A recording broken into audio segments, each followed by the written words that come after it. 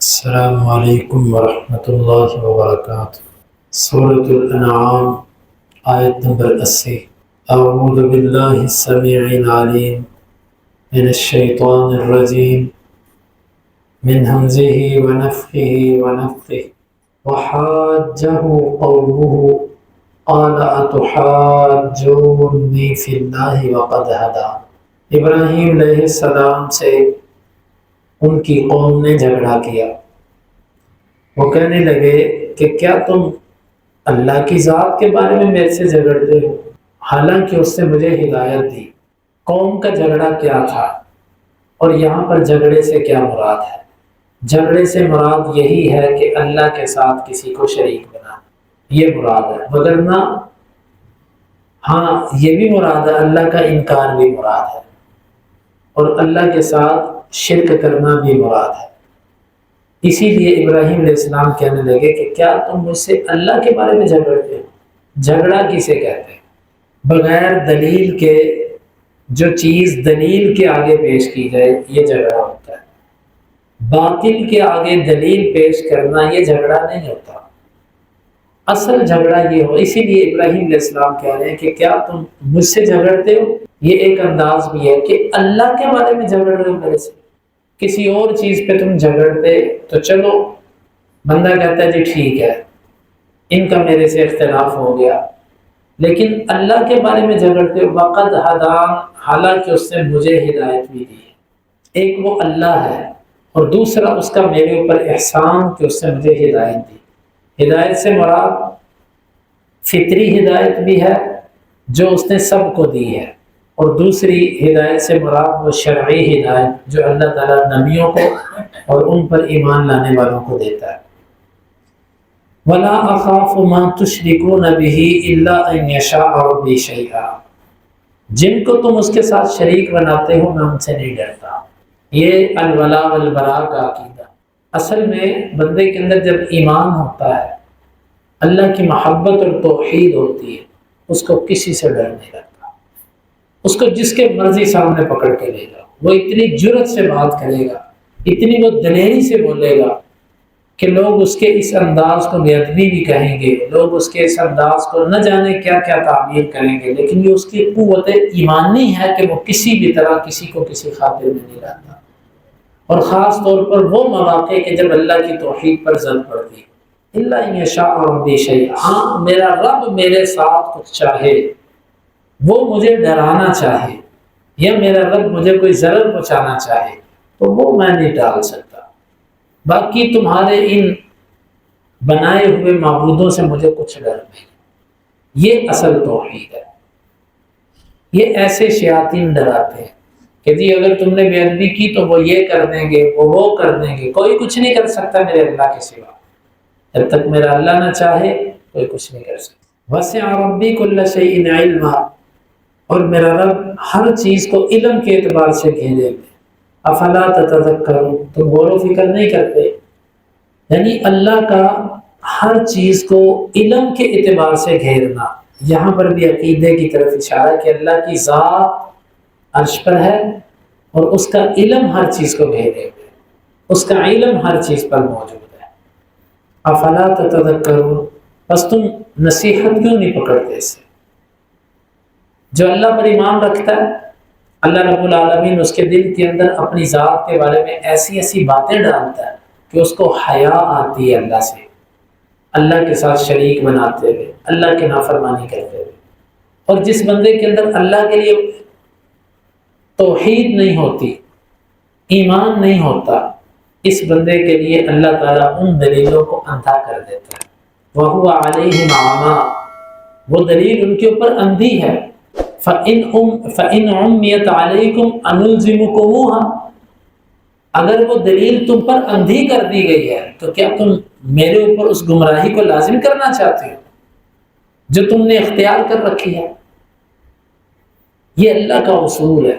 اللہ تعالیٰ اپنی معرفت اور یہ ساری چیزیں اللہ تعالیٰ اسی کے لیے کھولتا ہے، پھر اس کو لمحہ بلمحہ احساس دلایا جاتا ہے اللہ کہ تم یہ بھی کرو، یہ بھی کرو، اس کی ترقی اللہ تعالیٰ کرواتا ہے، بالتدریج اللہ تعالیٰ اس کو یہ درجات طے کرواتا جاتا ہے۔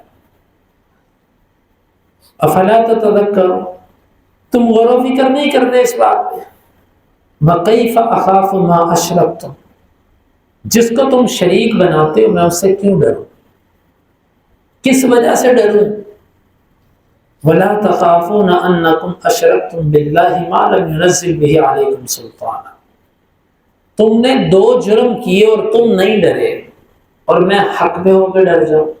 ایک تم نے جرم کیا کہ اللہ کے ساتھ تم نے شریک بنایا، اور دوسرا جرم تم نے یہ کیا کہ اس کو شریک بنایا کہ جس کے شریک بنانے پر اللہ نے دلیل ہی کوئی نہیں اتاری، یعنی کہ ایک بغیر دلیل کے، ایک شرک اور وہ بھی بغیر دلیل کے، 2 جرم ہوں گے۔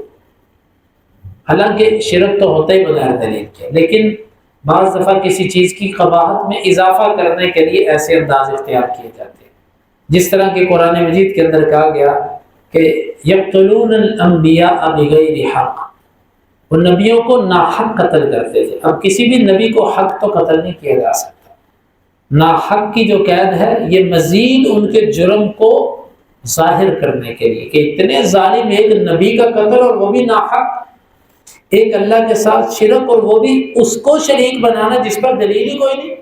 جب مشرک، جب بدعتی تمہارے صحیح عقیدے کا حیا اور خیال نہ کرے تو تمہیں اس کے باطل عقیدے کا لحاظ نہیں رکھنا چاہیے۔ میں کیسے ڈروں تمہارے ان سے جن کو تم شریک بناتے ہو، جب تم اس رب سے نہیں ڈرے کہ جس کے ساتھ تم نے شرک کیا اور اس کو شریک بنایا جس پر دلیل ہی اس سے کوئی نہیں اتاری۔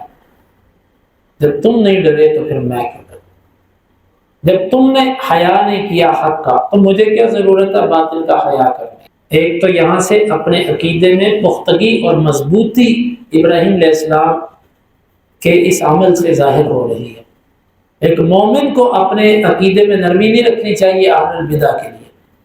اور دوسری چیز یہ ہے کیف اخاف ما اشرکتم باللہ ما لم ينزل به علیکم سلطان، دلیل صرف وہ ہوتی ہے جو اللہ آسمان سے اتارے۔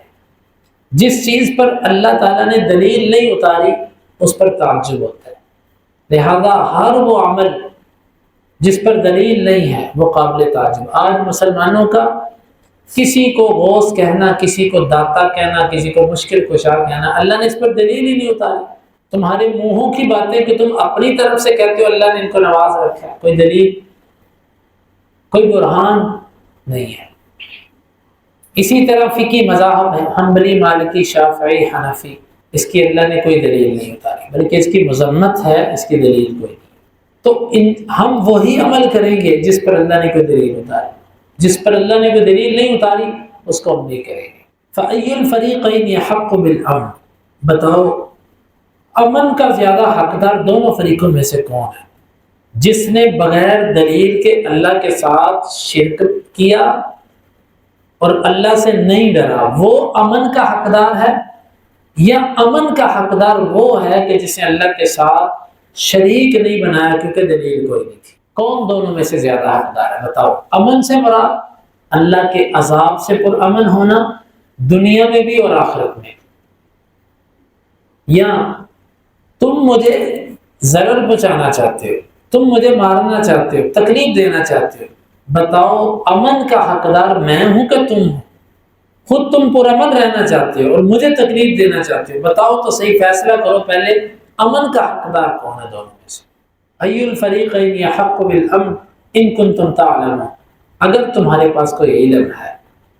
گویا کہ علم ایک ایسی چیز ہے کہ جو انسان کو حق اور باطل میں فرق سمجھاتی ہے، اور جس علم کے آنے کے بعد بھی انسان حق اور باطل، صحیح اور غلط میں فرق نہ کر سکے وہ علم نہیں ہے۔ ابراہیم علیہ السلام کے ان 2 آیتوں کے اندر رویے سے یہ بات سمجھ آتی ہے، پہلی چیز اللہ کی ذات کے بارے میں جھگڑا، کسی بھی طرح کا جھگڑا، اس کی صفات کے بارے میں، اس کی ذات کے بارے میں، اس کے افعال کے بارے میں بغیر دلیل کے کوئی بات کرنا، یہ انسان کے لیے خطرے کا باعث ہے، خاموشی رکھنی چاہیے اس کے لیے۔ دوسری بات یہ ہے کہ مشرکین اور اہل البدع، ان کے شرکیہ اعمال اور بدعیہ اعمال، اس کا کوئی احترام نہیں ہونا چاہیے۔ اس کے لیے کوئی نرمی اور مداحنت نہیں ہونی چاہیے، اور آپ اپنے دین پر مضبوط رہیے۔ کیسے ہم اس کے لیے نرمی لے کر آئیں جس کی شریعت اجازت نہیں دیتی؟